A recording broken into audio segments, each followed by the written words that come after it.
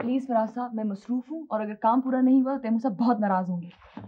पहली बात तो यह है कि आप इतनी मसरूफ नहीं है जितनी बन रही हैं, और दूसरी बात यह है कि तैमूर साहब की नाराजगी की किसको परवाह है? आपको है? जाहिर है मुझे है।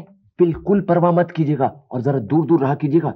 ये शख्स किसी आतिशगीर चीज से बना हुआ है, फट पड़ेगा। और वैसे कभी कभी मुझे शक पड़ता है कि ये शख्स इंसान है भी या किसी जिन वगैरह की कौम से तो नहीं है। प्लीज मुझे डिस्टर्ब ना करें, मैंने काम खत्म करना है। मैं तो सिर्फ ये मालूम करना चाहता हूँ कि इनका सितारा कौन सा है। मेरा मतलब है कि इनका वो कौन सा खौफनाक सितारा है जिसने इन पर ऐसा असर कर डाला है। आपके सितारे ने भी कुछ अच्छा असर नहीं डाला आप पर। मेरा सितारा? अरे ये हुई ना बात, घंटे भर से आपको इस टॉपिक पर लाना चाह रहा था। देखिए, इस महीने की 6 तारीख को मेरी सालगिरह है, आप आइएगा ना? जी नहीं। क्यों नहीं? मेरी मर्जी। और मेरी मर्जी ये है कि आप जरूर आएंगे।